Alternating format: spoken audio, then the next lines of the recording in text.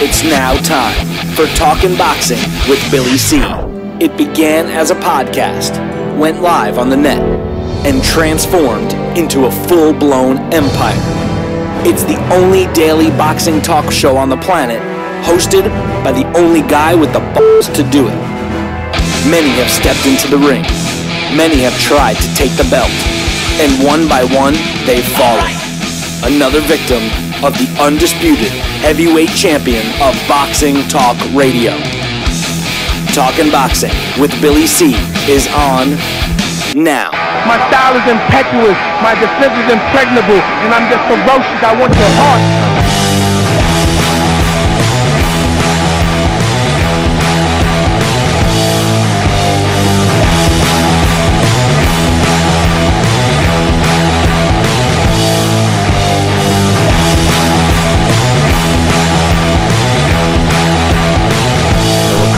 Live from the Billy C Studios in Lake George, New York. I'm Bill Calogero, and it's time for the Billy C Show. Good morning, good day, good evening, whenever you listen, whenever you're watching. I hope you're doing okay. Today's show is being brought to you in part by Sal's Neighborhood Pizzeria and Italian Restaurant located on beautiful St. Simon's Island in Georgia. Check out the website, www.salsneighborhoodpizzeria.com, or give my man a call, 912-268-2328, 912-268-2328. Find out why I go all the way to St. Simon's for an authentic Italian meal. Today's show is also being brought to us in part by the Holiday Inn properties. That's right. If you're looking to stay someplace, stay at a Holiday Inn. That's right. There's lots of options for the Holiday Inn properties.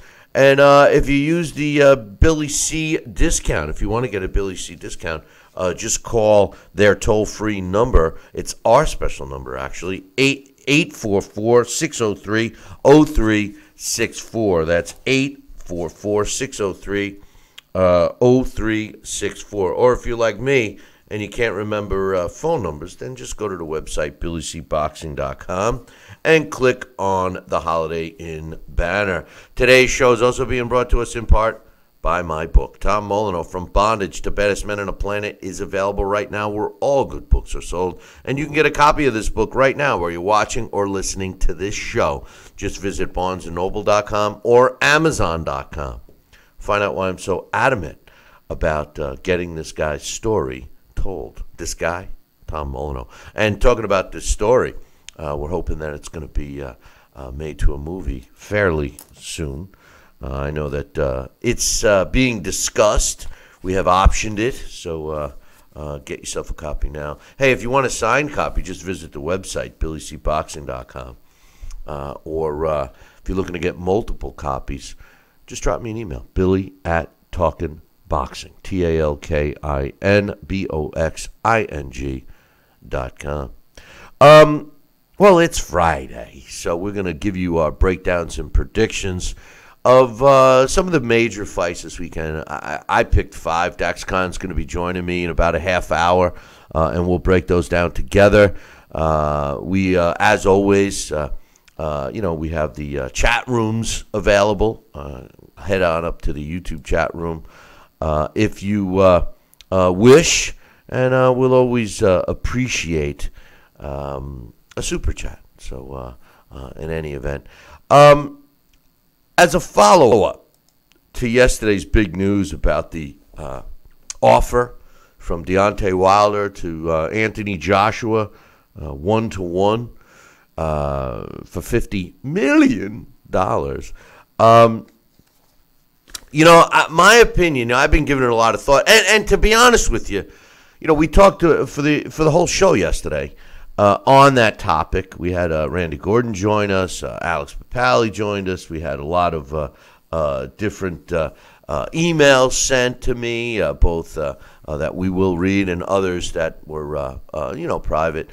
I got to be honest with you. I would have thought that since the time that the alleged offer was made and right now, so between the 24 hours that we did this show, I would have thought that it would have been in the news. I would have thought that that's what everyone in the sport of boxing is talking about. It's not.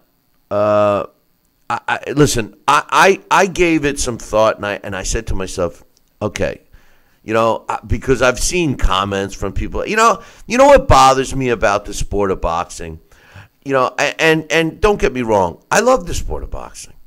What bothers me, and it's unlike any other sport, it's approaching like political views. And what I mean by that is there's so much division when people start talking politics or religion, and it's become the same in the sport of boxing. The division in this sport is so nauseating and obvious. Listen, you're either the way the boxing fans today. Now, when I was a younger man, I loved a lot of fighters. I disliked some fighters, but at the end of the day, I love them all because I appreciate and respect what they do. Today, it seems that you are a fan of one fighter and hate every other fighter that's involved with them. And that's what is clearly going on with the Anthony Joshua and Deontay Wilder situation. I have been accused of being a racist, a non-American, blah, blah, blah. People get on me for liking Anthony Joshua, and how could I do that? How could I not support an American fighter? And just because I don't like Deontay Wilder, now they forget that, last I looked, Anthony Joshua, Marvin Hagler, Sonny Liston, Mike Tyson, all my favorite fighters happen to have been black, but yet because I don't like Deontay Wilder, all of a sudden I'm a racist. I'm an anti-American. I'm a racist. No, that's the ignorance of the people that say that kind of stuff. All right, let me say this concerning the Deontay Wilder offer to Anthony Joshua. They gave him a 24-hour window to respond. My opinion, Anthony Joshua should respond and accept the offer the same way it was presented. Why doesn't Anthony Joshua send Deontay Wilder an email and say, hey, Deontay, I accept your $50 million offer. Poof. And there we go. Let's see what happens. I mean, listen, the last I knew, there's no such thing as a fight until there's a contract. There's no such thing as a fight until it's scheduled with a commission, until there's names on a contract, until there's ink to the paper. There's no fight. There's no contract. So why doesn't Anthony Joshua and Eddie Hearn respond in the same manner that it was presented to them? That's a 24-hour. They could have done that. We got our inside, our fly on the wall correspondent from the UK, my man Johnston, and you can check out his column up on BillyCBoxing.com. Actually released 7:30 this morning UK time. Okay, with Eddie Hearn. They asked if the fight will happen. Eddie Hearn says, "I believe it will. I do believe it will happen. The negotiations are opening up now. We've made them an offer. They've made us an offer." Okay, so he's recognizing the offer, which is more than I would have done because, to be honest with you, unless I have a contract with an offer on it, with at least a blank spot for me to sign, I don't have an offer. I've been screwed too many times in this business with verbal agreements. He says there are other models and offers to explore, more details to explore, but at least the conversation's going on. Also, Team Anthony Joshua and Team Wilder were scheduled to meet today. There have been rumors, at least on the other side of the pond, that Shelley Finkel and Al Heyman have canceled that meeting. But I don't know that for a fact. He says this has opened up the negotiations. It has everyone excited. Everyone's talking. Will this offer work? Maybe, but until we see the infrastructure of the deal, we don't know. Is there another model that could work? Perhaps. He says if the offer carries the right terms, we're interested. The devil is in the detail, and it's our job to look at the detail. Eddie Hearn did say that he responded to the email that Deontay Wilder sent. He says, I written back and said, we're interested in this offer, but we can't just rely on an email. We need to see proof that the funds are available. There's a lot to discuss. He says, for a fighter to send another fighter an email telling him about money is strange. And I found it strange as well. That's my opinion. He says, I'm sure it does have some substance. There are decent people behind Wilder who are deeply involved in the sport, but we still have to sit down and talk. If they want $50 million from us, they can have it tonight. So why can't they show us theirs tonight? You can't expect someone to accept the deal from a personal email from a fighter. We have to see a contract terms, etc. He also said that according to some inside sources to him, this is Eddie Hearn, that he has heard that the Dominic Breazeale against Deontay Wilder fight is scheduled for June or July. It's already signed, sealed, and delivered. That the WBC has actually told Team Joshua that deal's already in place, which also adds some question marks to this. This is a mandatory fight, but it's not required. So we'll see what happens. Listen, again, after all the he said, she said, I say that Anthony Joshua should respond the same way. Reply to Deontay's email and say, I accept $50 million guaranteed. I accept. And then let's see what happens. One other thing, my man Johnston, and he like I said, this is our fly, our camouflaged fly on the wall in the UK. He said that, and he sent me a copy of the apparent email from Shelley Finkel to Eddie Hearn. Now this is alleged. Let's just say alleged, because even the wording in this, I would not think would have come from a guy as professional as Shelley Finkel is. This is what the email supposedly from Shelley Finkel to Eddie Hearn said.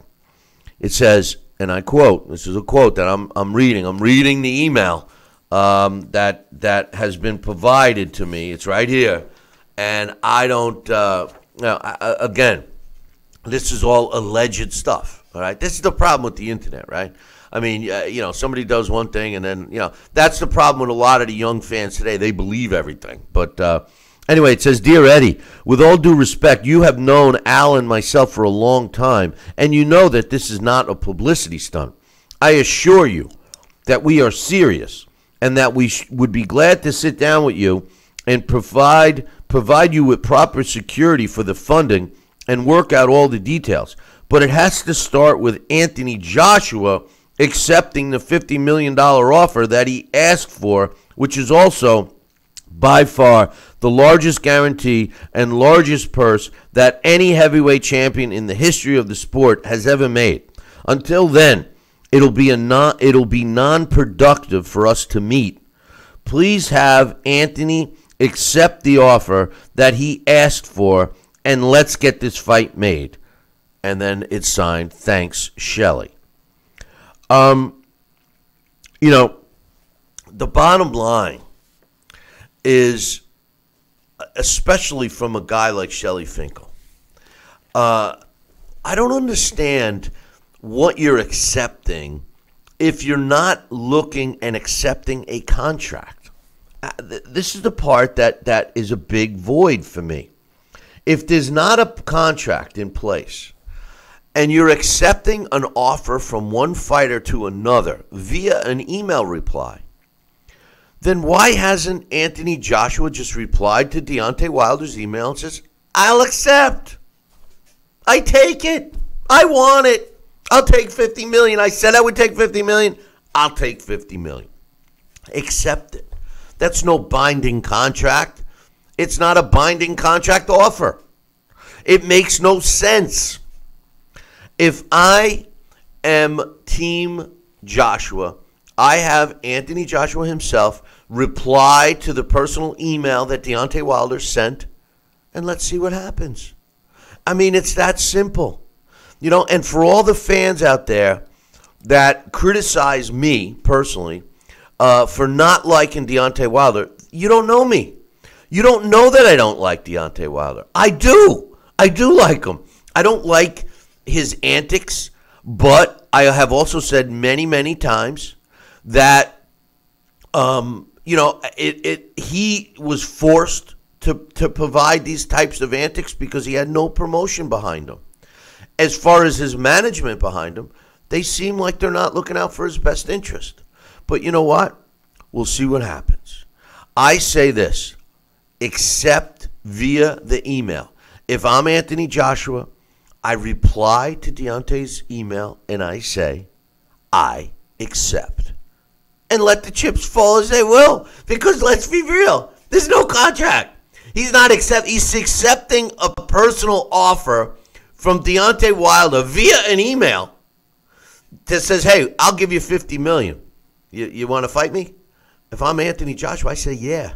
And then I publicize the emails. I send the copies to the emails all throughout. Whoever wants a copy, here it is. And see what happens. That, making a video, a YouTube video saying that I'm making an offer, that doesn't count, man. Piece of paper, a contract. That's what counts.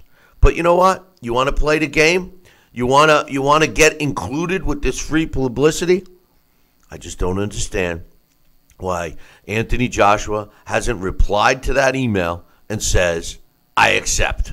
Now, if he does that this morning, will Deontay email him back, say, sorry, you had till the end of yesterday to accept? Come on. You got to be somewhat intelligent, right? I'm talking to you. I'm talking to you. You got to be intelligent, right? What do you think? Is it legit? I mean, if I sent you an email and said, hey, I'll give you $50 million to come on this show, would you reply and say, yeah, I'll take it? And then if I never have you on the show, are you able to sue me because of that? I doubt it. Hey, listen, I'm going to take a short break. When I come back, have we been wrong about Canelo? Because apparently there's new evidence that proves that maybe Canelo was eating tainted meat. He might have eaten some tainted meat. We'll be back in 2. So don't go anywhere. Billy C will be right back.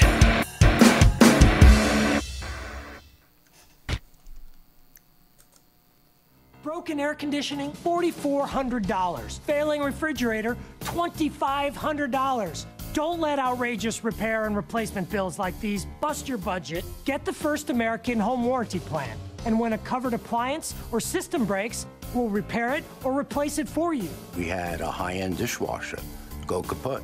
They put it in a brand new dishwasher.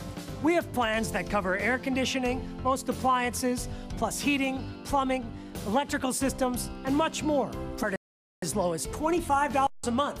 Why let a major appliance? Last year alone, we saved our customers over $120 million. Don't wait until something breaks and you're stuck with a huge bill. You save a lot of money. It's absolutely worth it. If you don't have First American Warranty, get it. Call 1-800-946-6234 for your free no-obligation quote. Need relief from backaches and stiffness in your hips or down your legs? Then you need Dr. Ho's Back Relief Belt, the innovative technology to support and decompress your spine. And now it's covered by Medicare. Every patient with back pain should be wearing this belt. Nothing gave me instant relief except for the Dr. Ho belt. Feel good walking, driving, doing housework, and Dr. Ho's patented belt is care. Order now and get the easy-to-use hand pump and back rehabilitation DVD free. You know, similar belts can cost you almost $1,000, but my belts won't cost you $500, not $300, not even $200. I will give you my special TV price. And remember, Dr. Ho's belt is covered by Medicare. If you know a friend or family member that suffers with pain, get them my system today. Help them live with less pain, be more active, and get back to doing the things they love. Give them the gift of health. Listen to this important message. If you owe money to the IRS, you will want to hear this. Penalties and interest compound daily on your back taxes, putting you under a mountain of debt. Tax 10,000 has years of experience connecting people with tax resolution specialists. Working through the IRS Fresh Start program, they will handle all the necessary forms, and if you qualify, you may end up saving thousands of dollars. Call Tax 10,000 at 800-773-4604. Listen to. Are you currently on Medicare? In other words, do you carry the red, white, and blue Medicare card? If so, are you suffering from chronic back pain? If you answered yes, you may be eligible for a pain-relieving back brace covered by Medicare at little to no cost, shipped directly to your home for free. These medical-grade back braces are ideal for lower back pain, arthritis, spinal disorders, and other chronic back problems. Will you qualify for a medical-grade back brace? Call Back Brace America at 1-800-290-8300.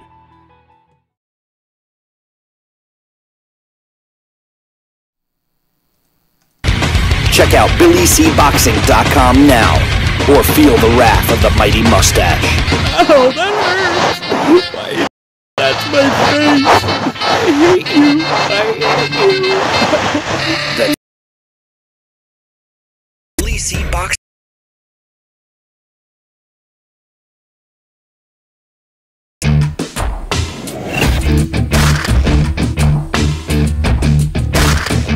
And we're back. You're watching and listening to the Billy C. Show. Glad you could be with us. And just before I went to break, I started talking a little bit about Canelo Alvarez. And apparently, the Nevada State Athletic Commission did request and receive some hair follicles from Canelo and had them tested for the clenbuterol. And according to the results that they took hair samples from Alvarez at the end of March 29th. Now remember, he had tested positive with a urine test not once but twice in February. So this was a whole month later. And the whole point of testing your hair is that, drug use and even diet and everything else remains in your hair for a long time. As a matter of fact, I know some substances stay, traces of it stays in your hair for over a year. Apparently, they took some hair follicles from Canelo Alvarez on March 29th, sent it to the Sports Medicine Research and Testing Laboratory, which is a WADA, W-A-D-A, accredited laboratory in Salt Lake City, Utah. And the results came back negative. They came back negative. Alvarez has maintained the whole time that he is not a cheater and that he tested positive from tainted meat.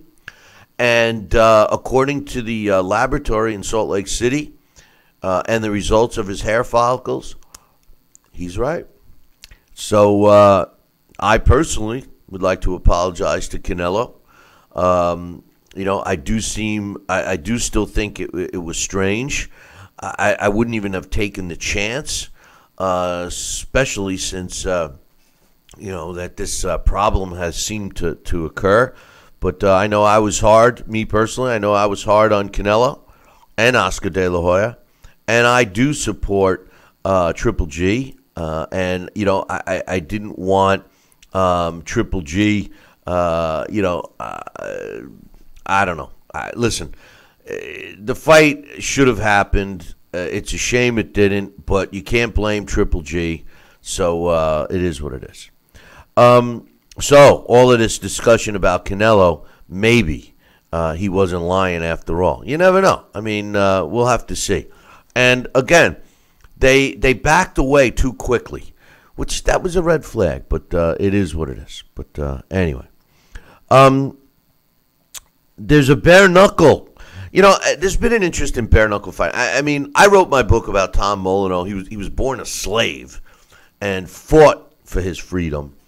And fought in an era that clearly was a brutal time for the sport of boxing. Many of the fighters didn't even survive to fight another day, let alone make money at it. And yesterday when we had my man Randy on, we were talking about briefly of how fighters when I gave my offer or my idea of a purse split for AJ and Deontay. 45-35, 45 to AJ, 35% to Deontay, and 20% to the winner. I mentioned that in the bare knuckle days, they would put the money up. They would get the money, up front, and the money would be held in basically like an escrow account. They didn't call it that, and the winner, both sides has to put up the money. The winner gets both pots, gets the pot of money. The loser gets gets nothing. And what they used to do is literally pass around a hat at ringside and collect some money from the fans to throw the loser's way. My idea of 45-35 split, 20% going to the winner, kind of to me says, hey, and you can make the argument one guy deserves a bigger percentage than the other, whatever. But it shows me that the fighters, the pressure's on the fighters. Hey, put up or shut up, man. Back up all your talk, both of them. Back up your talk. 20% is going to go to you if you win. We're not even saying that you got to knock them out. Just win. Just win, baby. Like Al Davis used to say for the Raiders. Just win, baby. Anyway, bare knuckle fighting. It's been happening. There was a whole circuit, underground circuit, illegal. Takes place in almost every large city in the United States. Is very prominent in England as well, but it's never been sanctioned recently. Bobby Gunn claims to be the linear bare knuckle boxing champion. He fought several years ago in a bare knuckle boxing event and got that title. He's 44 years old now. But we'll check this out. In Wyoming, Cheyenne, Wyoming, you expect a gunfight at the OK Corral. I mean, I know the OK Corral's not there, but they are putting on a bare knuckle boxing event, which is going to be, guess what, a pay-per-view event, $29.95, under the Wyoming Combat Sports Commission, which is, if you recall, Wyoming is the state that they let, I don't even want to say alleged, but AIDS Tommy Morrison fight there without doing blood tests or anything. And I believe that was actually his last combat, let's call it that, in the ring. Anyway, they're putting on this event. It's going to be taking place June 2nd in Cheyenne, Wyoming. They are scheduling 12 bare-knuckle fights, including Paul Spadafora, who's 42 years old now. This guy was only beaten once, 49 wins, 1 loss, 1 draw. He was a former champion. Has been, gotten himself into some trouble or what have you. So we'll see what happens with that. And I mentioned Bobby Gunn. Well, guess what? 44-year-old Bobby Gunn, he's going to be fighting as well. They have a couple other guys signed up, some young fighters. Sam Shoemaker's 3-0, heavyweight out of Missouri. So we'll see what happens. But, anytime that I see that kind of thing, I get interested. One other thing I wanted to mention, and we're going to take a break, and when we come back, we're scheduled to have Dax Khan join us, and Dax and I will be giving you our breakdowns and predictions on the. I picked 5 major fights that we're going to do this weekend. Fights that are scheduled for this weekend. But in any event, before I go to break, I just want to say this: Tyson Fury, who's signed now with Warren, and he's going to be making his comeback. He's scheduled to fight in June 9th, although no opponent's been made. He's been calling out all the top best fighters, including AJ and Deontay. I doubt that legitimately he would be allowed to even fight one of those guys until he can demonstrate that he still possesses what he used to possess. He technically is the linear heavyweight champ, if you want to put value in that anymore, which I don't because of what has happened to the divisions in the sport. But technically he is. Technically he's still undefeated. Technically he's still a young guy. He's not even 30 yet. So Fury is definitely a player, if he gets back into the ring and takes this seriously. And he says he is. He says that he's in great shape and he is mentally sound and back ready to fight. And he says, who does he credit for this? Deontay Wilder. And why does he credit Deontay Wilder? Because of all the nasty things that Deontay Wilder said about him. And Tyson Fury said this, and I quote, "It was Deontay Wilder who spurred me on and gave me the ambition to make a return to the ring." He said, "I couldn't do it. Definitely not. Tyson Fury is done." That's what Deontay was saying. He said, "I was walking along the canal with my dog, and at the time I thought, I'm a big fat pig. Look at me. I felt like jumping into the canal and drowning. I thought I would turn this around and come back and knock him out," meaning Deontay Wilder. "I believe I could tie one hand behind my back and beat him and AJ." He's always been a guy that was never short on smack talk, you know. But we'll see. One hand tied behind his back, beating Deontay or AJ. I doubt that. I doubt that very much. But in any event, hey, listen, I got 5 fights that I'm going to break down and give you my predictions. But no, wait, there's more. Because I'm not going to be the only one that breaks them down. I'm going to break them down, give a prediction, and then we will have my man Dax Khan give us his prediction on the same fight. Now, that's going to be coming up in about 2 minutes, because right now it's that time again. I'm going to take a short break. And like I said, when we come back, we'll break down at least the 5 major fights that I think in about 2 minutes. Billy C will be right back. Relief from backaches and stiffness in your hips or down your legs? Then you need Dr. Ho's Back Relief Belt, the innovative technology to support and decompress your spine. And now it's covered by Medicare. Every patient with back pain should be wearing this belt. Nothing gave me instant relief except for the Dr. Ho belt.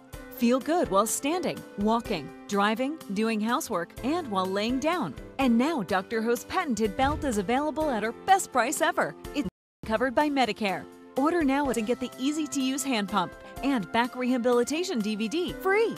You know, similar belts can cost you almost $1,000, but my belts won't cost you $500, not $300, not even $200. I will give you my special TV price. And remember, Dr. Ho's belt is covered by Medicare. If you know a friend or family member that suffers with pain, get them my system today. Help them live with less pain, be more active, and get back to doing the things they love. Give them the gift of health. This is important news for women using birth control medications and devices. If you or a loved one have been diagnosed with a pseudotumor after using one of these birth control drugs or devices, you may be eligible for a cash award and medical expenses. Contact the law firm of Davis & Crump right now if you or a loved one have used one of these birth control medications or devices and were diagnosed with a pseudotumor to see if you are eligible for a cash award and medical expenses. Call now. Operators are standing by. Hologram USA presents a proposal to all investors. Hologram USA is an innovative 3-dimensional patented technology that shifted the paradigm in media technology. Our patented hologram technology that brought you Tupac and Coachella, Whitney Houston, Billie Holiday, and many more is integrating live performances to bring your favorite past and present entertainers beyond your imagination. Invest in the patented technology before the up all the stock. Invest in Hologram USA today. Theater located on Hollywood Boulevard's Walk of Fame is the first of many to come. Call now to be part of the explosive growth. Pick up the phone. Dial the number on your screen now. Invest in Hologram USA today. Call the number on your screen right now to learn about this investment opportunity. Call 800-624-1673. 800-624-1673. Are you currently on Medicare? In other words, do you carry the red, white, and blue Medicare card? If so, are you suffering from chronic back pain? If you answered yes, you may be eligible for a pain-relieving back brace covered by Medicare at little to no cost, shipped directly to your home for free. These medical-grade back braces are ideal for lower back pain, arthritis, spinal disorders, and other chronic back problems. Will you qualify for a medical-grade back brace? Call Back Brace America at 1-800-290-8300.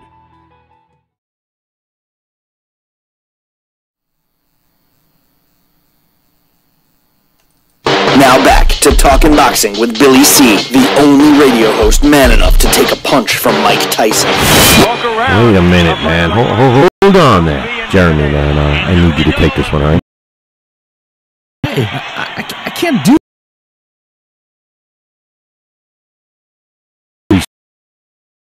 Now put on that mustache and get in there. Hey, look at me. I'm Billy C. Crap.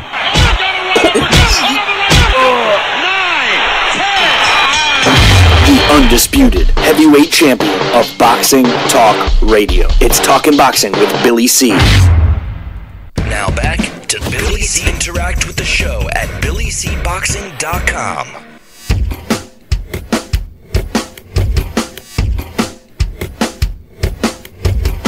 And we're back. You're watching and listening to the Billy C. Show.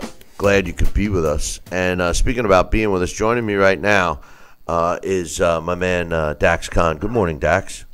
Good morning, Mr. Billy C. How you doing today, my man? I'm doing well, other than the fact that Alex's landscapers woke me up at 6:30 this morning. Hey, it's about time you rolled out of bed. But anyway, let's break down the fights. What I'm going to do is I didn't get a chance to do it yet myself, so we're going to do it together. So I picked 5 fights, and I will give my breakdown first, and then we'll listen to yours, and we'll go right through. I got the 5 fights that I want to do, just so I know we didn't get a chance to chat. So Dax and I are kind of doing this on the fly, which I didn't fill him in on what he was doing. So the Magladeno Dogbo fight, the Jennings DeWedgeco fight, the Lopez Cruz fight, Danny Jacobs, Suluki, and Jarrell Baby Miller against Duhaupas, not in that order. I'm not going to even talk about the Durrell fight. The Durrell brothers, to me, are bad for the sport, plus it's not even a real fight. So I'm going to blow right past that. So I apologize in advance to you, Dax, excuse me, if that was one of the fights you had on your radar. But it's what, the first, not now. The first one we're going to talk about, Jesse Magladane. Actually, the undercard of that is Brian Jennings against Joey DeWedgeco. That's a heavyweight, and because the heavyweight division is hot right now, I'm gonna talk about that one second. So first one, Jesse Magladeno against Miguel Cruz. I'm sorry, the very first fight I want to do is Miguel Cruz against Josito Lopez. That's actually the first fight that I wanted to talk about. In this fight, Miguel Cruz is undefeated, 17-0 with 11 knockouts. He's 27 years old, 7 years younger than Josito Lopez. He's 5'11", an inch and a half taller than Lopez, and his arm reach. We're going to see today when we break down these fights. There's several fights where the arm reach is outrageous difference, and in this case, is a 5-inch difference between Miguel Cruz and Josito Lopez. Cruz is 74-inch, Lopez is 69-inch. When I look at Miguel Cruz, I see his last six fights were all against good opposition. He's got wins over Virgil Green, Samuel Figueroa, Alex Martin, Ali Mamadov, and Alex Martin, and in his last fight, David Grayton. All decent fighters for a guy who's got 17 fights. All of them have had good records: 11-3, 10-0, 13-0, 11-3, 13-1, 15-1, and 1 respectively. So this is one of the where is that Josito Lopez is being brought in because of the location of the fight as the A side. And when I take a look at Josito Lopez, He's 34 years old. That kind of crept up on us pretty quickly. He's a former world title challenger, but in my opinion, both title challenges were outside of his weight class. He challenged for the welterweight title and the junior middleweight title. He is 5'9.5", 69-inch reach. He's got his record: 35 wins, 19 by knockout, 7 losses in which he was knocked out 3 times by Andre Berto, Maidana, and Canelo Alvarez. He's got almost 170 more rounds of experience over Cruz. He's got 249 rounds. His last fight was over a year ago, so he's not ranked. Miguel Cruz, his fight, I don't have his ranking, but his last fight was in November. When I look at Josito Lopez, this guy's been in tough a lot. His 3 knockout losses: Andre Berto, he stopped in 6. Marcos Maidana stopped in 6. And against Saul Alvarez, stopped in 5. But he was giving up a lot of size. His biggest win, I think, in his career was against Victor Ortiz. He also had a big fight at the time, and a win was against Mike Dallas Jr. back in 2011. He also beat a once-beaten Patrick Lopez back in 2009 and Tyrone Harris back in 2007, but that was a long time ago. Josito Lopez, a very exciting fighter, 34 years old, a lot of mileage on this guy, up and down in weight. I believe that this fight is going to be taking place at welterweight. I don't know, Dax. As much as I love, you know what? I'm a loyal guy. I'm picking Josito Lopez. I love his style, and as long as he's what he used to be, he's going to give Cruz some trouble. But I'm sure you're going more with reality than I am, and you're probably going to pick the other way. But how do you how do you see it? Do you even need me here? Who are you picking? Lopez, like you said, he's been in with the better names in and around his weight class. He is exciting. The moniker, the Riverside Rocky, fits him. Of course, in his biggest fights, as you stated, he lost, and he lost in big ways. The stoppage to Marcos Maidana, Canelo Alvarez, that was the fight he was awarded when he was brought in as an opponent for Victor Ortiz. Andre Berto in his most recent stoppage. Since the Berto stoppage in 2015, he's been rather inactive, fighting less than stellar opposition. I think Saul Corral was 24-8, and Todd Manuel 12-11-1. Neither guy had a win over anybody of note. Miguel Cruz, far from as accomplished, nowhere near the level of competition as Lopez, but you brought up a very interesting point. In his last 5 fights against David Creighton, Alex Martin twice, Ali Mamadov, and Samuel Figueroa, those last 5 opponents, Bill, had a combined record of 62-5. He also fought 3 times in 2017 and has fought once in 2018.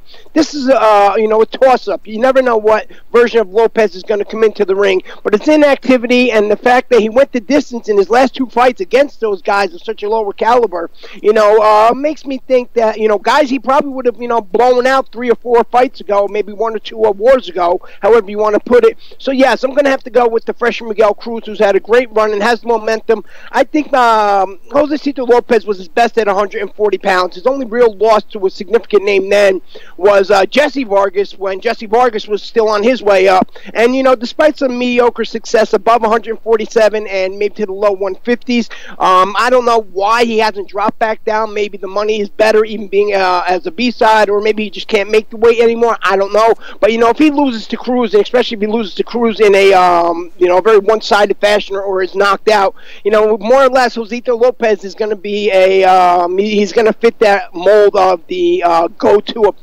look-good opponent from now on inside his career.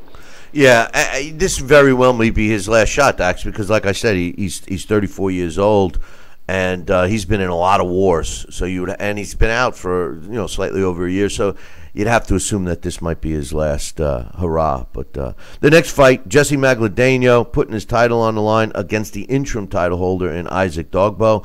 Isaac Dogbo, 23 years old. He's 4 years younger. When I was getting ready for this segment, I've always thought of Magladeno as a young fighter, and all of a sudden I realized that Dogbo is even younger than him, 4 years younger at 23 years old. He's ranked at number 6 in the world at super bantamweight. He is the interim WBO super bantamweight champion. He's 5'2", 2 inches shorter than his opponent. He's undefeated, 18-0 with 12 knockouts.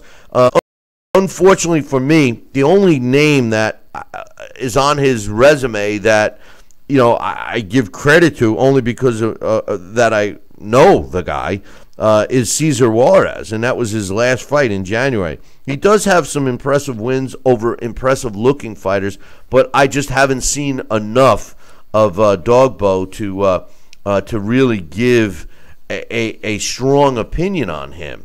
Now, when I look at Jesse Magladeno, there's a guy that I have seen and know about. Not only do I know him personally, he was on our show when we were in Vegas. He's a good fighter. He's got a good team behind him.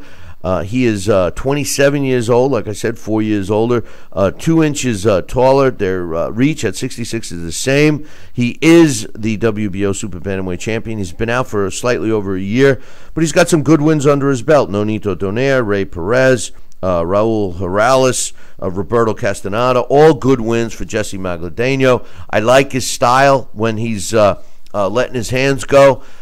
He can be difficult to hit. I like the fight. Honestly, I don't know enough about Dogbo. Therefore, I'm picking my man Jesse Magladeno. What's your thoughts, Dax? Both these guys are small, even for this division. Dogbo 5'2", and Jesse Magdaleno 5'4". I mean, even in this division, that's small. Jesse, of course, has the better resume, no question. Just even if Nonito Donaire alone was the only name on the resume, it would be better than the names on the resume of Dogbo that that anybody would know off the top of their heads. Dogbo has mostly names from other parts of the globe you've never heard of, but yeah, he wins his fights in dominant fashion. The only real footage I've seen of him are some fights that have been put out there by promoters and by fans, and some promotional footage. But his last 7 opponents all have winning records, and he has not faced an opponent coming in off a loss in his last 6 fights, which for a guy who only has 18 fights, that says a lot. Even at 18 fights now in this era, we see guys, fighting opponents who've lost 4 of their last 5 as they're building them up. But, Dogbo doesn't have quite that opportunity or luxury considering of where he's from and the promoter behind him. On paper, it looks like Magdaleno should win this easily because of that little-known resume of Dogbo, and because Magdaleno technically seems like, he's the better fighter and he has the better names. But I think people are going to be really surprised at the pressure that Dogbo brings, and they're going to realize that maybe the resume isn't always what it seems. I think Dogbo's going to shock everyone and come in there with that pressure and his all-out style, and he's going to catch even Jesse Magdaleno off guard, and I think we're going to have a new WBO super bantamweight champion come Saturday. Wow, so you're picking Dogbo, huh? I am picking Dogbo. I just don't think Jesse Magdaleno has ever faced anybody who applies the pressure of an Isaac Dogbo. And Isaac Dogbo is a guy that really has nothing to lose. We really have to, no pun intended, bring the dog out in him, because this is probably the biggest opportunity of his life, and he's never going to get an opportunity like this again. And even if he looks dangerous and makes his fight close, losing, nobody's going to go around this guy again. They're just going to have him go back, to Ghana and let him resume where he's going. More or less how it was with the guy at 140 pounds. My head is frozen here right now. The guy, the one that Terrence Crawford just beat, and the one that just lost to Regis Prograis, right. the champion. Right. I know who you're talking about. I should be embarrassed. Tall, lanky fighter that got stopped. No, but he was the guy that's always brought in, because the resume looked good, but he went around shocking everybody. But he won, right? He won up until he faced TC. But right. Anyway. But yeah, and I think, like I said, Dogbo, even if he looks good, that's a guy that is going to hurt his career. So he's going to have to make the most of this, and I think everybody's going to be shocked, including Jesse Magdaleno. The next fight we're going to talk about and predict is the heavyweight fight on this card, and the only reason why I'm given this priority, or at least not priority, but picking it second rather than the main event, is because it's a heavyweight, and the heavyweights are in the front row right now. So Joey DeWedgko. He's 27 years old, 6 years younger than Bryant Jennings. He's ranked at number 61 in the heavyweight division right now. He's 5'10". He's given up a 5-inch disadvantage to Jennings, and the reach is unbelievable. Joey's got a 70-inch reach, 14 inches he's given up, if the statistics on BoxRec are correct. His record: 19 wins, 11 coming by knockout, 4 losses with a that in which he was stopped once, and he's got 4 draws. One of the draws was against Jarrell Baby Miller back in 2013. He also has a win over heavyweight contender or one-time contender Derek Rossi. But aside from that, and I got to call a couple of his fights. I have a funny story about the fight in 2012 from Chicago and the plane ride back. We'll tell that some other time. But when I look at Joey DeWedgko at 5'10" and his physique, he's coming in around 242 pounds. This is a guy that actually possesses some really good boxing skill. He's got a great jab. He can move around in the ring for a guy his size. But personally, I always thought that he would have been much better if he could lose the weight, because he does kind of look roly-poly, and maybe fight in a different weight class, like maybe even cruiserweight. I think that he would have been much more successful. For whatever the reasons are, he has maintained and stayed in the heavyweight division. I don't know how far a guy like Joey DeWedgko could go, even if he started getting a lot better. He steps in the ring with a guy that I absolutely loved at one point in Bryant Jennings. He's a former world title challenger, challenged Vladimir Klitschko for his belts back in 2015. Did well, went 12 rounds with Klitschko, but in his very next fight, one that I was ringside for, he fought Luis Ortiz and was brutally knocked out, and he was never the same, or at least his team changed, and they've been protecting him ever since. His last 3 fights were against cupcakes, in my opinion: Daniel Martz, Don Haysworth, and Muralimov. But he does have wins prior to the Klitschko and Ortiz fights against Mike Perez, Spitzka, Andre Fedosov, in case you guys forgot, was a ESPN heavyweight tournament guy, and Bowie Tutupu. Bryant Jennings is ranked number 33 in the world at heavyweight. Pretty big drop since his title challenge. Like I said, he's got a 14-inch reach advantage. His record: 22 wins, 13 by knockout, 2 losses, in which the only stoppage came by Ortiz.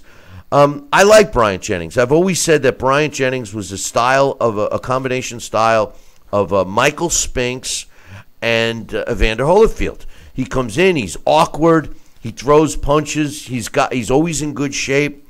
I can't see him having any kind of trouble with Joey DeWedgko. I think he's going to outbox him, and I think he's going to stop him. I'm picking Bryant Jennings. What's your thoughts? It's an interesting fight. Even though Joey DeWedgko doesn't seem like, appearance-wise, that he's in shape, but he really is.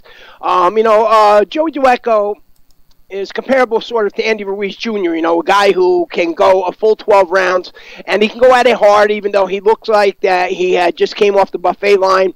I always think of him like 2 guys in MMA, Roy Big Country Nelson and Mark Hunt, guys who have, these big bellies. There's really no muscle tone to them, but let me tell you, they're tough, they're strong, and they can keep going for that whole distance and nonstop. I mean, they can really keep a fast pace more than a lot of these guys that look like they're in much better shape. Joey, he's a tough guy. He can box. He has no wins over names you can recognize, really. But his chin is sturdy. His only stoppage loss was to Charles Martin, who's a big puncher, and that's when Charles Martin was really on a fast rise, a fast track, going towards that IBF title win. He took some monster punches from Amir Mansour and stayed upright somehow before losing the decision. Jennings, of course, has faced better competition. His losses to Vladimir Klitschko and Luis Ortiz, as you mentioned, were fights where he was doing well. In the Klitschko loss, despite a wide decision, he really had Vladimir Klitschko trying, to more or less hunting him down than actually getting in any work. Against Ortiz, he did well early until Ortiz landed those big shots in round 7 that put Jennings on Queer Street. Why he has stepped down in competition since then, who knows? You know what? When you take 2 losses back to back like that against fighters at the near or at the top of the division, well, Klitschko certainly was because he was the undisputed champion. But then you get knocked out in such a devastating fashion against Luis Ortiz. Maybe that sort of put a dent inside of his confidence. And for this era, he's a small heavyweight. Brian Jennings would have been a perfect size heavyweight of the 1980s, but you know what? This is the era of supersized heavyweights. Look for this to be very much like the Jennings versus Mike Perez fight, where Jennings wins the decision, but he finds himself wondering why this guy won't take a step backwards, and why do I have to work so hard to outbox him? I think Joey Dueco is going to be there all night. He's going to surprise Brian Jennings at times. It's not going to be a dull fight, but I think Brian Jennings wins the decision in the end. The next fight is a heavyweight fight. Jarrell Baby Miller against Johann Duhaupas. Johann Duhaupas, former world title challenger. We saw him challenge Deontay Wilder and gave Deontay Wilder some trouble. Not that he was, keeping Deontay Wilder on his back foot, but this guy has a granite chin. I couldn't believe the punishment that this guy took. And quite honestly, he came from nowhere and stepping in the ring with Deontay Wilder. Went 11 rounds till they stopped it. Remember, this was a TKO stoppage. He didn't even go down. It should have been stopped. He was being pummeled. He does have a win over Manuel Charr. Manuel Charr right now is the WBA regular. Okay, I was about to say, wait a minute, is he the interim? Or I knew he's got a belt, but Manuel Charr is the regular world champion for the WBA, and Johann Duhaupas has a win over him. It was a close fight in 2015. He's also got a win over Robert Helinas. And in his last 6 fights, he was 5 wins, 4 coming by knockout, and 1 loss. This is since the Deontay Wilder fight, and that loss came at the hands of Alexander Povetkin, who knocked him out in 6 rounds, a knockout, which gives a little credence to Povetkin still having some pop, because Deontay Wilder could not knock out Duhaupas. I mean, he got the TKO, but didn't knock him out cold the way Povetkin did. Johann Duhaupas, very slow. He's a limited guy. He's ranked number 14 in the world as a heavyweight. He's 6'5", 82.5-inch reach. He steps in the ring with Jarrell Baby Miller. Now, Jarrell Baby Miller, in my opinion, is shockingly rated at number 8 in the world by the computer. The WBC does not have him rated, but he's ranked at number 3 in the other 3 top sanctioning bodies, the WBO, the IBF, and the WBA, which is just, it's shocking to me. 6'4", a 20-0 guy with 18 knockouts and 1 draw against Joey Dueco. Hasn't even fought 100 rounds yet. His biggest win to date, I got to be honest with you, I think it's Gerald Washington. Aside from Gerald Washington, the guy has fought nobody. If you want to give him some credit against Donovan Dennis, fine, give him some credit against him. But no one else, including Maurice Wack, was anyone of note for this guy to be ranked as high as he does. Yes, he's got some hand speed. Yes, he's busy. He hasn't been tested. It's going to be interesting to see the fight against Duhaupas. Not that I think that Duhaupas is going to be able to do much damage, but he takes a lot of damage. Will Jarrell Baby Miller tire himself out? Listen, I don't know if Miller's going to win by stoppage. I'll be rooting for Duhaupas, but I'm picking Jarrell Miller by a decision. What's your thoughts on this fight? Well, first off, I just want to say I stress the words regular when it comes to WBA champions, because I think, if you don't stress that, maybe, you're putting some unfair pressure on these guys, with so many things, they're sitting there, what if they think I'm the super champion? Should I change my outfit? Maybe I shouldn't just wear this. Should I come out there like a super champion looking fighter? This is an era where you got to look good. And, maybe I should, change my music. Is this music a little bit, too much for a regular champion? Or maybe it's not good enough for a regular champion. I don't want to come out there seeming arrogant. I don't want to overstep my bounds. So you have to stress regular, something, the sport's hard enough as it is. And, with that many belts, you don't want to put added pressure onto a guy. Now, onto the fight. Duhaupas is a guy that every time I see in action, I think, where was this guy at 25? How would he have done with the right trainer and team behind him? Because as you stated, he's got a great chin. He can box. His power's underrated. He's 6'5" with an 82-inch reach. So he's the right size for today's heavyweight division. Those 2 stoppage losses, as you mentioned, to Alexander Povetkin and Deontay Wilder, how he took that punishment from Deontay Wilder is beyond me. I agree, that's a fight that should have been stopped. And Alexander Povetkin, He's a guy, who's small for this era of heavyweights, but he's compact. He can box, and he always has had that, that big hook that really puts the guy's lights out. He has Duhaupas has wins over Manuel Char. He has a win over Robert Helenius. They're two quality wins. Jarrell Miller, he's big. He can box. He has surprising stamina. Marius Walk, I actually think is his best opponent, his best win, only simply because of how Walk was able to last, go that distance with Vladimir Klitschko. Jarrell Miller seems like he's a KO machine because of that size, that weight, and the fact that he has that low center of gravity. It's really hard to push him around the ring.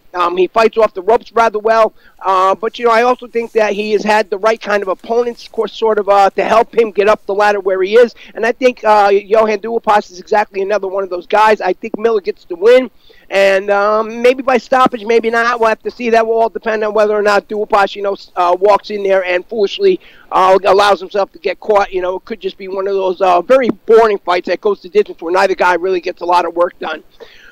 But in my opinion, as far as Jarrell Miller, I think, Jarrell Miller, once he steps up against these bigger guys that have the power and that are able to push him back, we're going to actually see the real Jarrell Miller, and we're going to see that, this is a very basic, limited guy who doesn't have the ability to hang with these top heavyweights. What fight I would actually like to see is Jarrell Big Baby Miller against Trevor Bryant, and that guy right there going to that next stratosphere. Hey, Dax, unfortunately, we're starting to run out of time, so we're going to finish this up. And the last fight is the one I'm looking forward to the most. Daniel Jacobs against I think how do you Masik Saluki? How do you pronounce his name? Majeki Selecki. Majeki Selecki. Okay. I really I hear some. I've heard people pronounce his first name so many different ways, so I just call him Selecki. All right, Selecki and Jacobs. They had a couple of comments yesterday. Thanks to Daniel Jacobs. Thanks to Matchroom Boxing for giving me the platform, and to HBO for believing in me after a controversial decision. He was referring to Triple G. I'm excited to face Seluki, and with a victory, bigger fights happen. Seluki says, "This is a big fight for me. It's a best test. I know how good Danny is. I'm strong. I'm fast. I'm ready to win. I've had a good camp." And I'm ready to treat the U.S. fans to a good fight. Now, when I look at Saluki, whatever, and I apologize in advance. Some of these Polish names are very hard for me. I can't even pronounce my name. But the truth of the matter is he's ranked number 4 in the world at junior middleweight. My big hang-up with these top-notch fighters, and Daniel Jacobs could very arguably be the top middleweight in the world, when they seek out a smaller man. Daniel Jacobs is not only a big guy for a middleweight, he's going to be way bigger than Saluki in the ring. You'll see a difference between this. But nonetheless, he is a decent fighter by record, 26-0 with 10 knockouts, 155 rounds, 38% knockout ratio. He does have some wins against some decent opponents. Hugo Centeno Jr., remember what I said about the Charlo win last week. This was a junior middleweight. And he's got a win over him. Jack Colke, win over him. Good fighters.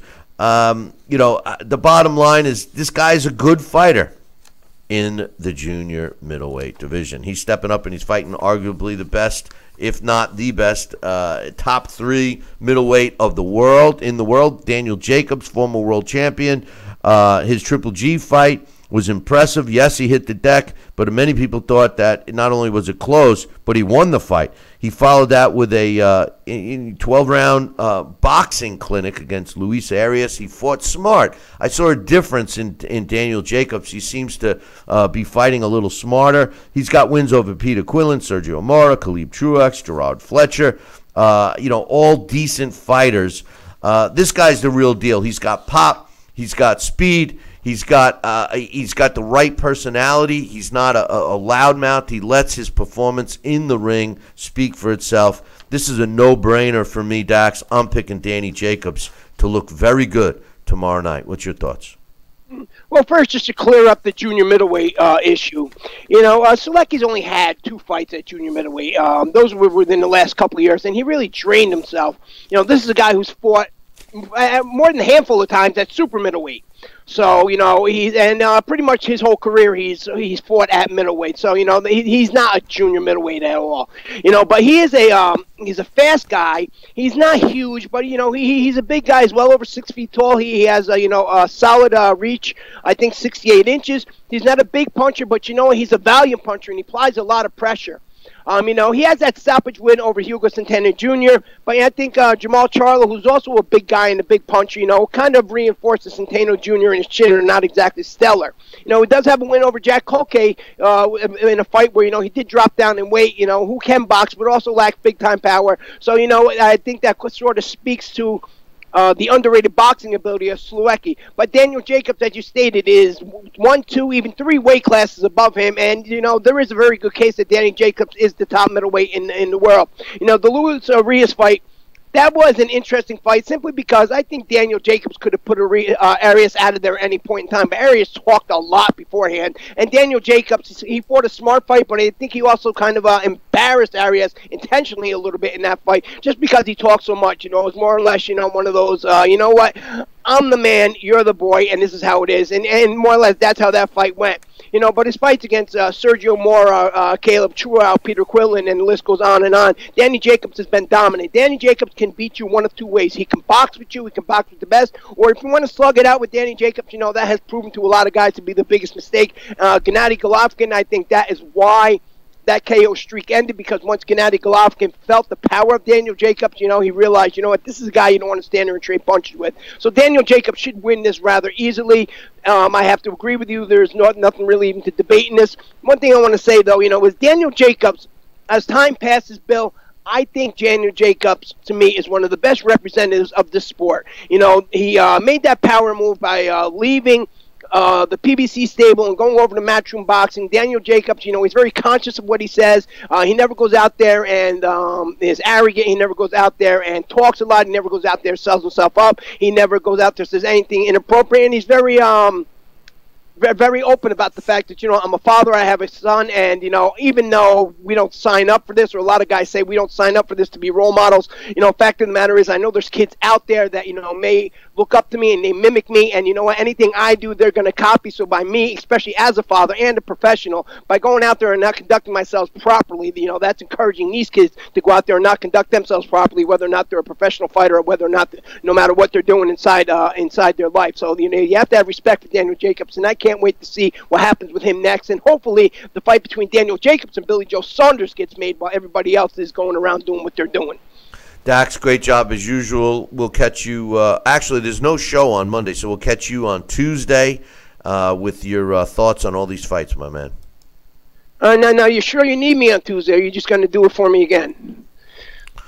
We'll see you on Tuesday, Dax. Come on, man. All right, bro. Come on. All right, my man. Have a good one. That's Dax Khan. You can check him out on our website. Listen, I know I'm over the time. I got to take a break. I'll be back in 2. Billy C will be right back. Part of the Billy C Boxing Network.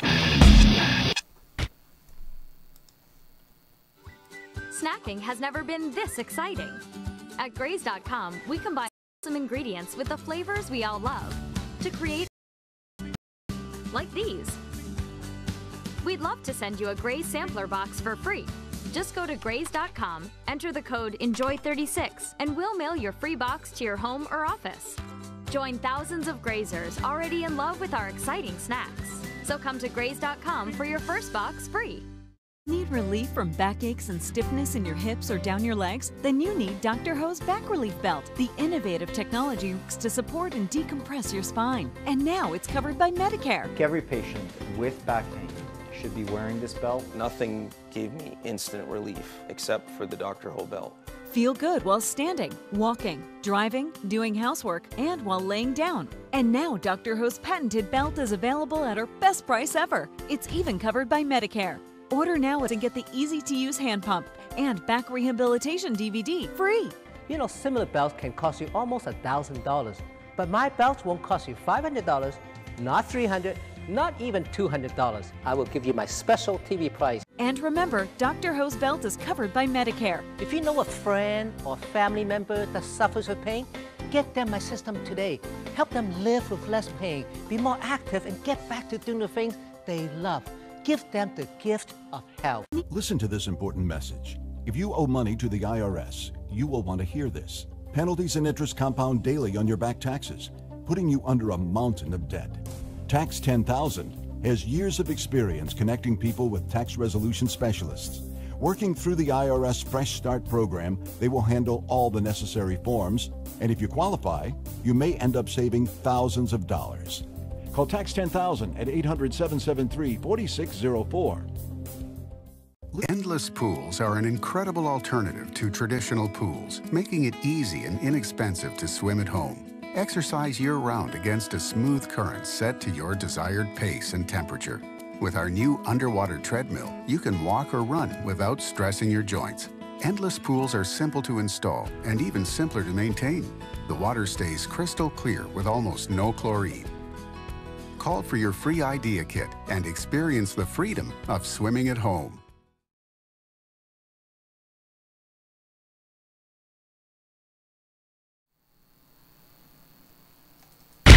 Check out BillyCBoxing.com now, or feel the wrath of the mighty mustache. Oh, that hurts! Why are you doing that to my face? I hate you. That's BillyCBoxing.com. Consider this your warning. Now back to Talkin' Boxing with Billy C. He may not have an Excellence in Broadcasting award, but the night's still young. And he's got martinis. So you never know what may be by morning. It's Talkin' Boxing with Billy C. Talkin' Boxing with Billy C. Now back to Billy C. Interact with the show at BillyCBoxing.com.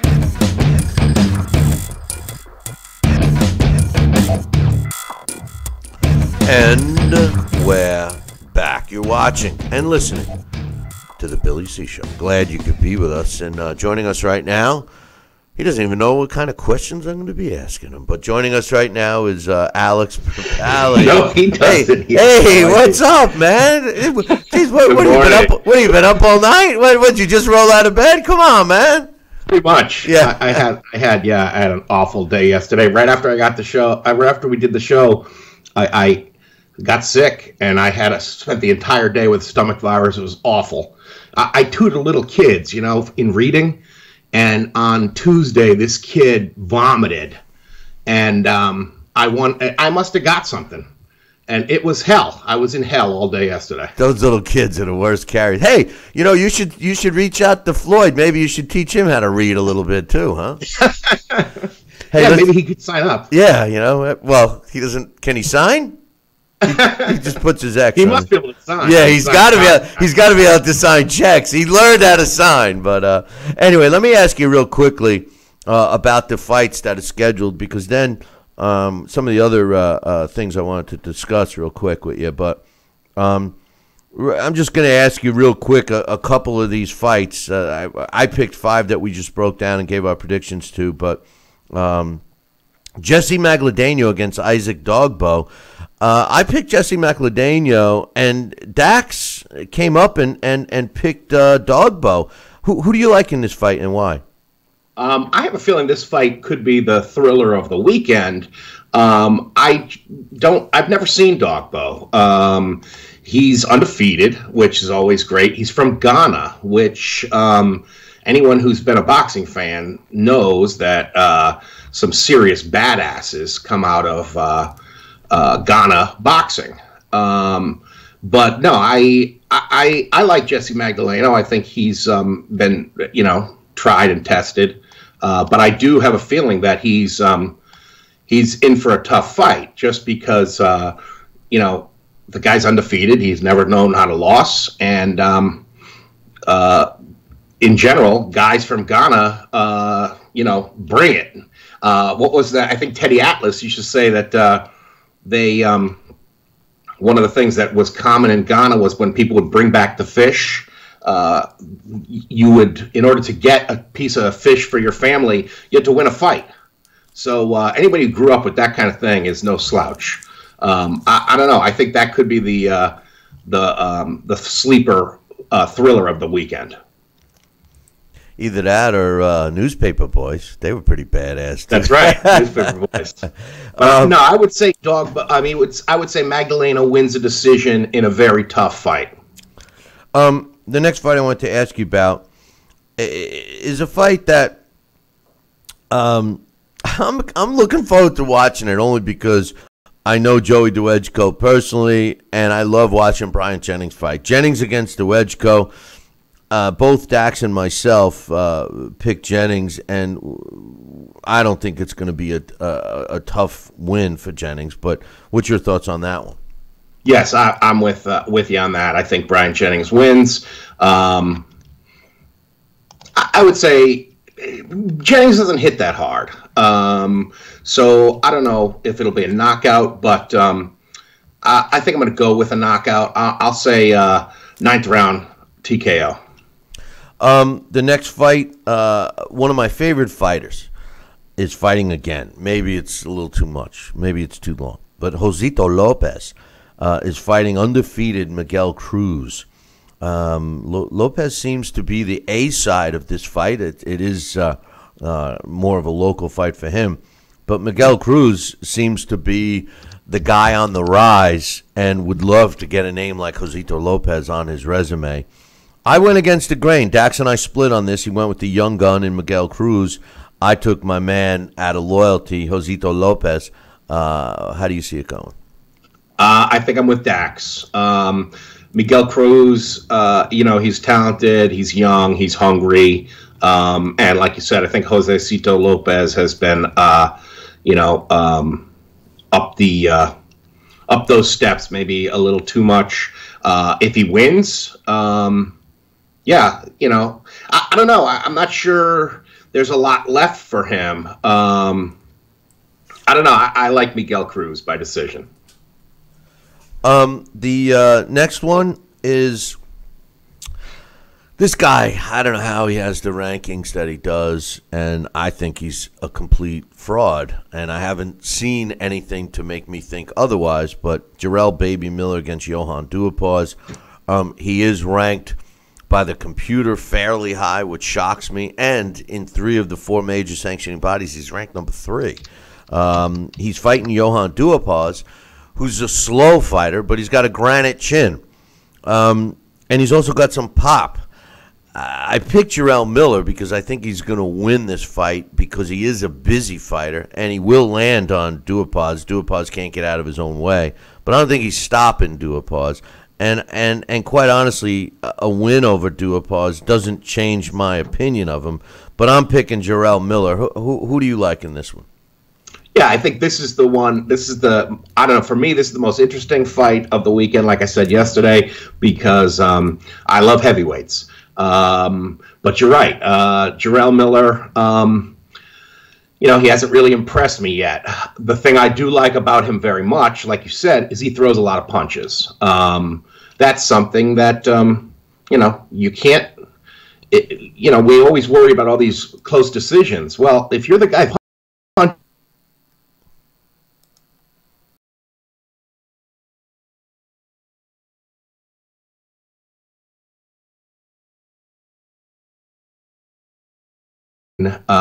by decision, because you're right, Duhaupas has a great chin. Let's just hope it's not a stinker. I hope it's a good fight, and I hope Miller looks great, because if he does, then it's only good for the heavyweight division, because there's more excitement about there. There's more players, and I think that's good, because the heavyweight division is what runs boxing. And so when you got a healthy heavyweight division, the whole sport is benefits from it. I agree. And finally, the fight that I want to watch the most, even though I don't think it's going to be competitive, is Daniel Jacobs against Misik Suluki. And I both Dax and I picked Danny Jacobs. I'm sure you will too. But I think you could make a strong argument that Daniel Jacobs might be the best middleweight in the world today. I mean, most people, including myself, will, if asked, I'll say Triple G is number 1. But like I said, I mean, Daniel Jacobs, and I agree with what Dak said. Daniel Jacobs is the perfect face for the sport of boxing for today's world, especially. He's a good guy. He says the right things. He lets his fists do the talking. He doesn't get caught up in all the BS. And, he's not pounding his chest. He performs and lets everyone else make the decisions for him. And that's the real beauty of this sport of boxing. If you let your fists do the talking, you're going to get the accolades. It's the guys that kind of coax the accolades along with their big mouth pounded on their chest. And then, by the way, you're putting more pressure on yourself if you don't succeed by, talking all that smack. I'm picking Danny Jacobs over Saluki. What's your thoughts? I think that is a wise pick. I think I'm going with the same pick, Jacobs by decision. I think this fight could be a lot tougher for Jacobs than we think. Saluki, he had that really good fight. Well, at least he looked great in beating Hugo Centeno, where he just beat him up and knocked him out. And I think this guy's talented. And as much as he's not a household name by any means, he's not a name that even boxing fans might jump to mind. I think he's going to give Danny Jacobs a tough fight. However, like you said, I agree. I think Danny Jacobs he's great for the sport. He's a positive guy. He's a bright guy. He's extremely intelligent. Whenever you hear interviews with him, he doesn't seem like a pug. He seems like he could be a baseball player or something. Not to say that baseball players are the brightest bulbs in the batch, but I do think that he wins, and I think he wins a decision. See, I agree with you. I mean, I think that this is what's unfortunate about our sport, Bill, in a way, is that, there's just, think about it. Canelo has been sitting on the shelf now for a while, and we had unfinished business with him and Golovkin. In a way, I think there's unfinished business with Golovkin and Jacobs. So it's been sort of, because when I scored that fight the first time, I thought Jacobs won. And then when I watched it again, I did think Golovkin won it by, I think I had it 116, 114, something like that, or 116, 115, I forget, because there was the knockdown. But, this, like you said, he is one of the best middleweights in the world. So this fight is going to be a good one. I think he beats Saluki. Hopefully, what I'm looking forward to is learning how to pronounce his name. But Danny Jacobs is a guy that deserves all the credit he gets. He's fun to watch, and I look forward to him looking good. Thanks for all the picks on the fights, Alex. I got two other topics I want to ask you your thoughts on real quick. First and foremost, the new report out, and I just got done spitting out the feathers, but Canelo Alvarez did succumb to a hair follicle test, and the results. He did. Oh, that's great. Oh, so you don't know the results? No. The results have come up clean. Wow! That's great news. And he had submitted the test. They had taken the hair follicles on March 29th, and that's more than a month after he tested positive via a urine test for clenbuterol. According to the approved WADA lab, that was out of Salt Lake City, they came and the results were negative. That there were no long-term use. No proof of long-term use of clenbuterol found in his hair follicles, and that it happens to fall within the realm of eating contaminated meat. What's your thoughts on this newest development? Wow, this is I'm very glad to hear that, because that's I think that is what was the truest way to exonerate himself, was to just pluck a hair and say, here, test this hair.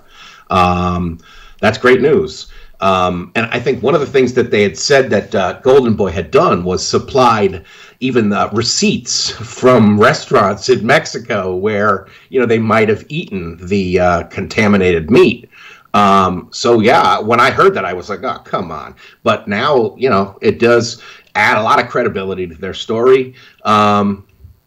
Yeah, I mean, then in a way, that's good news because I'm glad they didn't throw the book at him. A lot of people were upset that he didn't get a year suspension. I don't know. It is one of those things that, it does certainly make the case for lentils, doesn't it? Yeah. Well, you know what I said? I said, why didn't they do the test pretty quickly? Why'd they wait another month?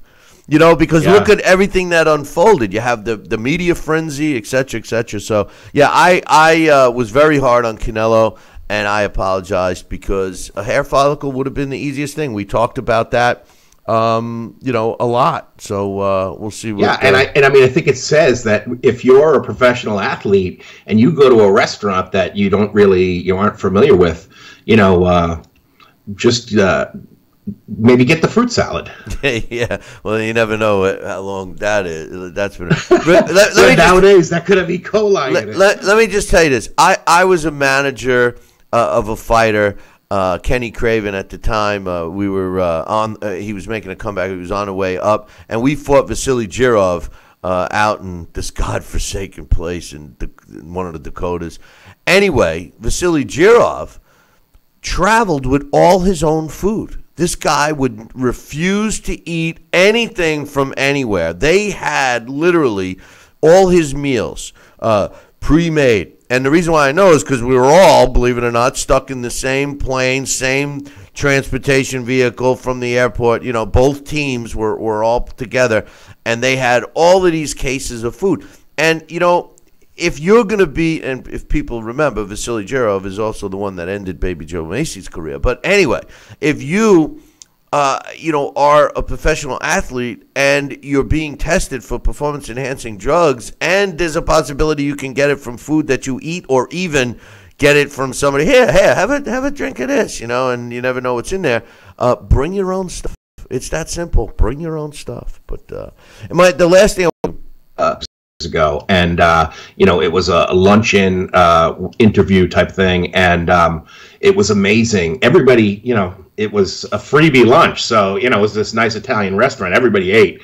Not Bernard. You should have seen. Bernard had like a couple of pieces of broccoli, a couple of pieces of melon. That's all he ate. Well, he's a little different than you and I. I mean, he's a strict guy. He walks the walk. Like for me yesterday, you bring a pizza in my house, and you're gonna have to fight me for a crust because I'll eat the whole pie. But the last thing I wanted to ask you, get your thoughts on real quick is, all this talk about this $50 million offer from Deontay Wilder via email to Anthony Joshua. And I was a little surprised this morning that I didn't see 1,000 different updates on this case, specifically and especially since Deontay's email to AJ gave him 24 hours to accept. We talked briefly yesterday. There was a lot of discussion on this, et cetera, et cetera. And, people that are for Deontay are saying that, it doesn't matter where the money comes from. When somebody offers you $50 million, you take it, blah, blah, blah. But it kind of does matter where it comes from, because if it's coming from someone's imagination, I'd rather have monopoly money than imaginary money. But the truth of the matter is I said this, Alex.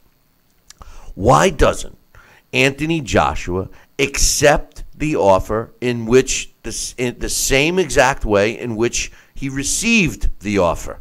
Reply to the email and say, I accept, and then publish that, because both know that that's no contract. A contract is a contract. There's a spot there in a line where both names get signed, and there's specifics in the contract, crazy stuff like where it's going to be, when it's going to be, how the money's getting there, et cetera, et cetera. I mean, all stuff that you would like to see in a contract. But no, Team Wilder put a 24-hour time limit for him to respond, and according to multiple sources, they are not producing a physical contract until AJ physically accepts the offer from Deontay. So I say this, Alex. reply to the friggin' email and say, I accept, and let's see what happens. What's your thoughts? Yeah, I mean, that makes sense. It's such a weird thing. I mean, talk about, it's negotiating in the press. It's all kind of phony. I think you're right. I mean, if that's all he wants, just, tweet him back. Sure, we're on. Because you're right, it all has to be ironed out anyway, and it's not going to matter what each one tweeted or emailed. That's screwy. It's a pissing contest at this point. They will fight, but it looks like we're going to have to listen to a lot of crap until then, and that's really disappointing because it's a fight boxing really would love. I tell you what's really disappointing. It's all the crap that I got to listen to for just saying that I thought it was strange that a real contract. I've been getting hate emails and posts about me saying, I'm a racist, I'm anti-American, because and people saying, who cares where the money comes from, Billy C? He needs to take it. Now I'm like, where is this ignorance being birthed in this country? I mean, where do we? When did it happen that, it's like we joked about, oh, I heard it on the internet, so it's got to be true.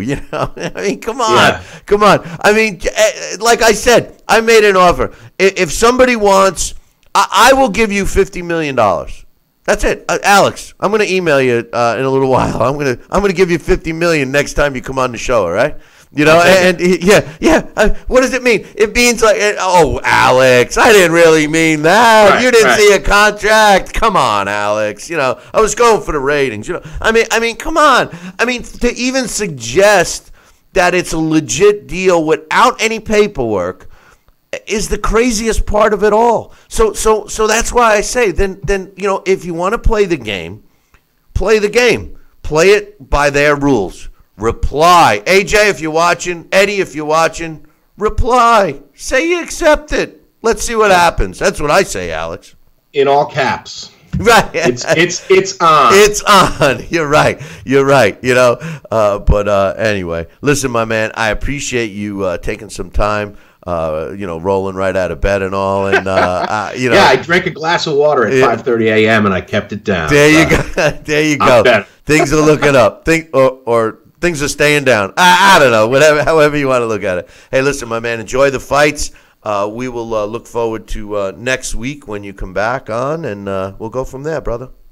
All right, Billy C. Take care. All right, that's Alex Papali. You can catch him on Wednesdays and then some, because he runs our Blast from the Past. So anyway, hey, listen, I am not going to take for all the affiliates out there, I am not going to take a break here at this time slot because I got several emails I want to get out of the way, and because we're not doing a live show on Monday, I feel a little guilty. So first email, this one is from my man Jeff, and he says, bravo, Larry Hazard, bravo, beautiful explanation of scoring the rounds.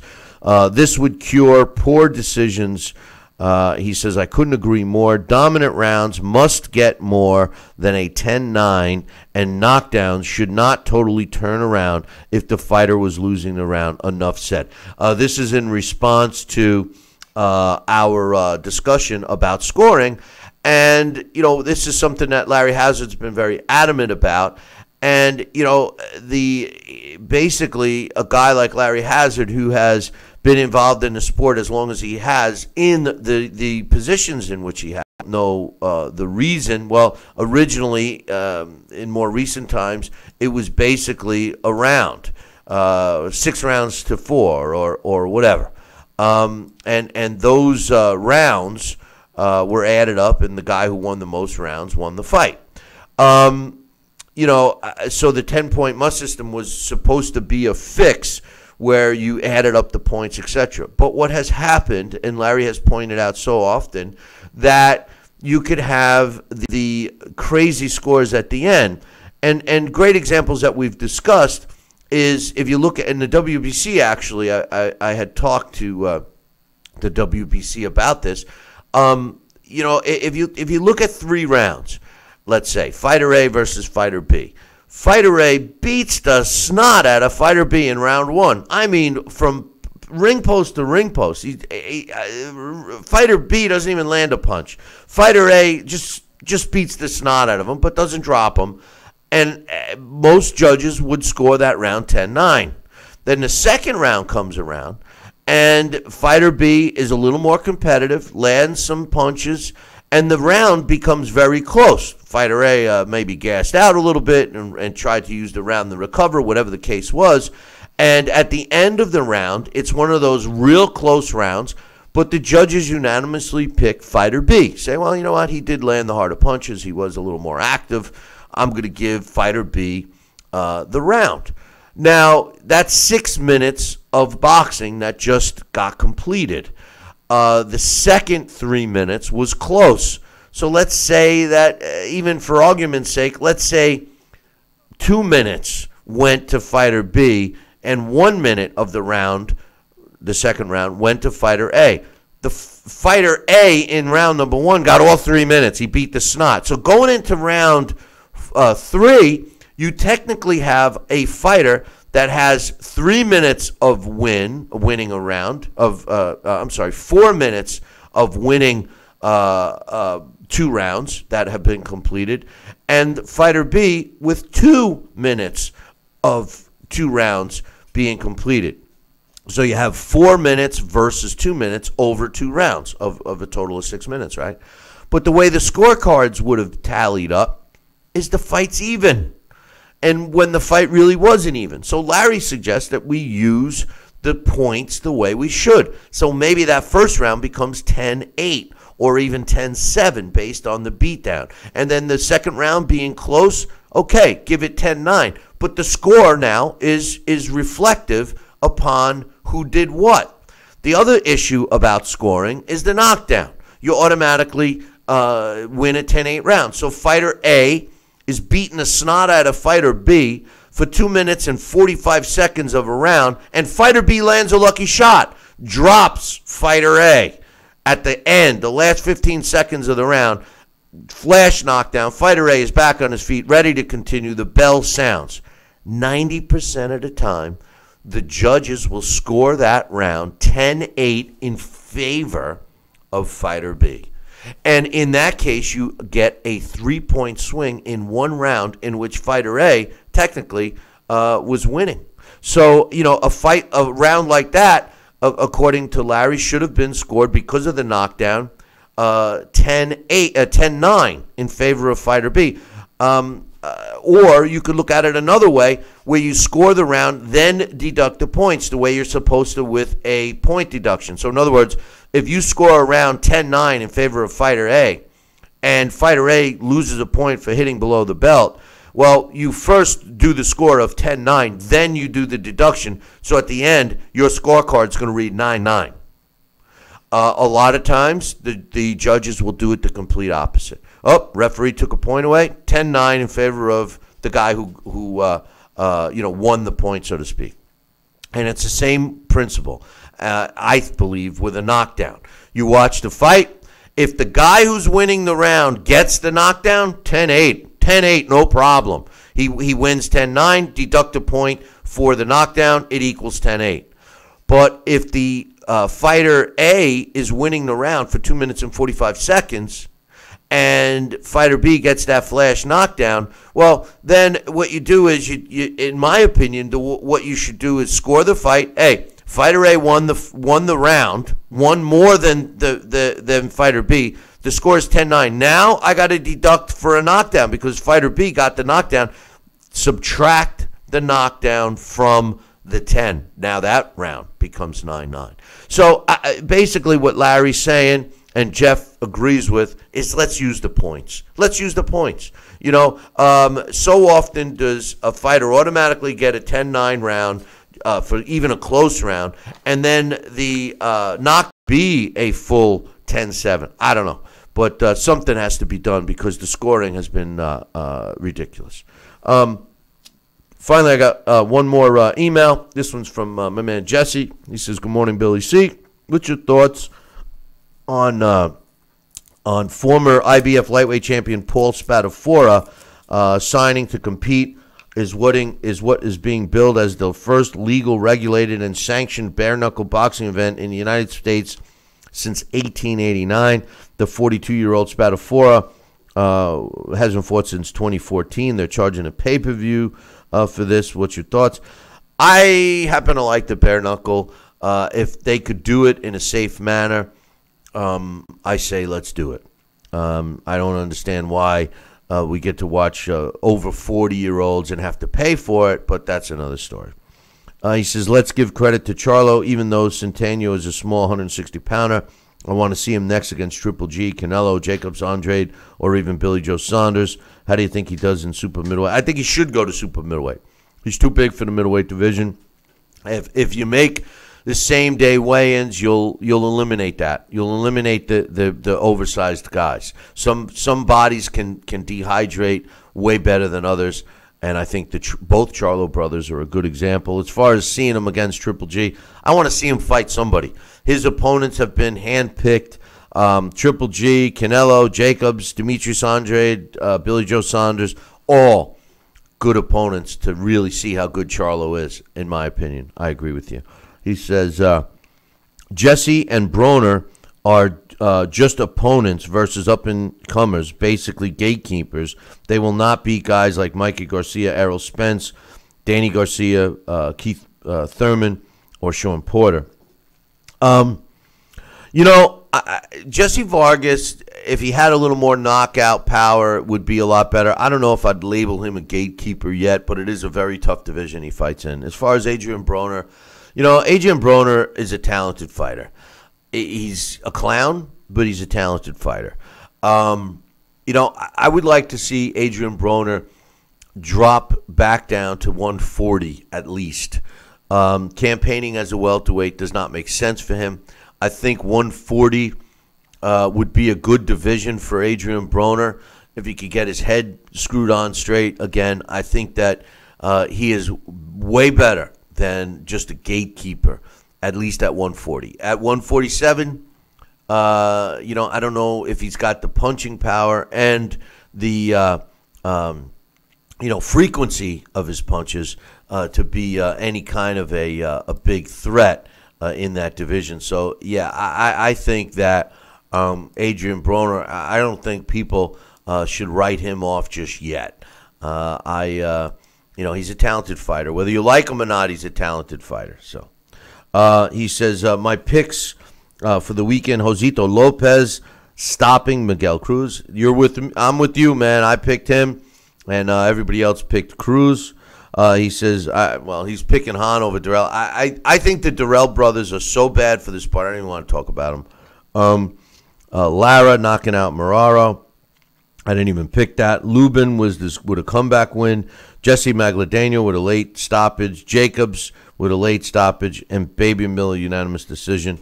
Good picks for you there, Jess. I wish you luck. So, anyway. Again, I want to touch on two topics that we had today. First, Canelo Alvarez apparently giving up a hair follicle and coming back negative. Coming back negative, that there is no indication of long-term clenbuterol use. I think that's a good thing for the sport. And hopefully, I still find it strange that they backed off. I still find it strange that he decided to have the surgery done. It's almost like they welcomed that 6-month break, and it benefits Canelo. It does not benefit Triple G. Now, what Triple G does from here on out pertaining to Canelo, we don't know. He seemed to have been on the fence whether he was going to fight Canelo or not. I still think that the fight for Triple G is against Billy Joe Saunders, and then walk away, and then you have a middleweight division that would create some fights between Canelo and Danny Jacobs and Billy Joe Saunders and some up and comers. That's what I think. That's what I would root for. And the other thing I wanted to mention was what I opened up with today. The bottom line is, whether you believe this alleged $50 million offer, I'm not suggesting that the email was not sent. We all saw the video. we all, got the confirmation from a team, Joshua, that the emails were sent.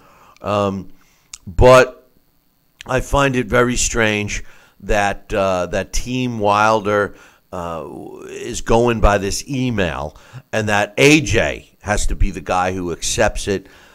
Shelley Finkel, Al Heyman, the two big names behind Deontay Wilder, are no novices at the sport of boxing, and I would bet my last nickel. No, wait, I only have about a nickel left to my name. Maybe my last 4 cents, and save a penny for myself. I'd bet that 4 cents that Al Heyman and Shelley Finkel would never, ever accept the same kind of a offer in which it was presented, the same manner to anybody. It just doesn't happen like that. But to appease the ignorant fans out there that think that that's all that has to be done in the sport is to have one fighter send another fighter an email, or even worse, send a tweet out calling him out. I suggest that Anthony Joshua reply to the email that Deontay said and say, yes, I accept, because it's just as valid as his offer. Neither one of them are worth the emails that if they printed out, if they even printed the emails, neither one of those, the offer and the response, is not worth the paper that you would print it out on. And that's a fact, that you're not going to be able to go to a commission and get a fight approved with an email, with a couple of emails. It's not going to happen. You need contracts. You need names. You need licensed people involved with the license on the contracts. You need data on the contract, where it's going to be, what time it's going to be, what the stipulations are, et cetera, et cetera, et cetera. This was a publicity stunt for all intent purposes. I think that AJ should act in the same way. Reply, AJ. And if you're listening, reply to the email. Accept it. Let's see what happens then. I bet you if they replied today and said, I accept, I bet you that the answer from Team Wilder would be, well, sorry, we gave you till the end of yesterday to accept. Didn't do it. Sorry, no fight. That's what's going to happen. And rumor has it that the Dominic Brazil, Deontay Wilder fight's already signed and sealed and delivered. And I got news for you. Deontay Wilder is in a tough fight with Brazil. I'm telling you right now. Our trivia question. Do we have a winner? Yeah, we do. The trivia question, let me find it here, was which fighter was DQ'd in successive world title fights to the same opponent? Now, we got a bunch of answers that were all the same. Andrew Galata. And we also got a bunch of answers that were correct. But the first guy to answer correct is my man Chad. Chad from Nashua, New Hampshire, who listens on WSMN. And I appreciate it. I was asking you guys, if you listen or watch us, drop me an email. I'm curious to know where you're watching or listening. Most of our audience comes from TV and network. TV and radio. We are on the internet, and we are slowly, making a bigger presence on YouTube. So we're curious to know: are you watching us on TV? Are you watching us on YouTube? Are you listening on the radio? Are you listening on a podcast? How you getting us? Just drop an email. I'm curious. Billy@TalkinBoxing, TalkinBoxing.com. But congratulations, Chad. I sent him a copy of the Title Bout Championship computer game. He knew that the last fighter that was DQ'd in successful, or I should say, which fighter was DQ'd in successive world title fights to the same opponent. The question here is world title fights. The answer, Terry Norris. He lost twice to Luis Santana by disqualification. So congrats to my man Chad. We have another question for you, and this one is going to go like this. So if you're the first one to email me the correct answer Billy at Talkin' Boxing, you will get the prize, which we're going to give another copy of the Title Bout Championship computer game. We also got a lot of other stuff lined up, but I just happened to have gotten a bunch of the title bouts, so we're going to give those away. So if you answer this one correct, I will give you your very own copy of the Title Bout Championship computer game. This is a tough one, all right? I got an email saying, Billy C., you're giving out too easy questions. No, I got a bunch of easy ones, but this one is a tough one. I once now I had did this question once before, and I don't think we ever got a winner. And if I did, I didn't jot it down. But I once stopped an undefeated fighter. I once stopped the undefeated fighter of record. Then a week later, I beat his brother. Who am I? It's a who am I question. I once stopped an undefeated fighter. Then a week later, I beat his brother. Who am I? If you TALKINBOXING.com, you'll win your very own copy of the Title Bout Championship computer game. I'll read it one more time. I once stopped an undefeated fighter. Then a week later, I beat his brother. Who am I? Email me if you know this answer. Billy at Talkin' Boxing. TALKINBOXING.com. Hey, listen, boys and girls, we are not doing a live show on Monday, and I apologize for that, but we will be back better than ever on Tuesday. So enjoy the fights this weekend, and make sure you tune in Tuesday morning, same bat time, same bat channel. Until then, I'll leave you with this. Ciao, baby.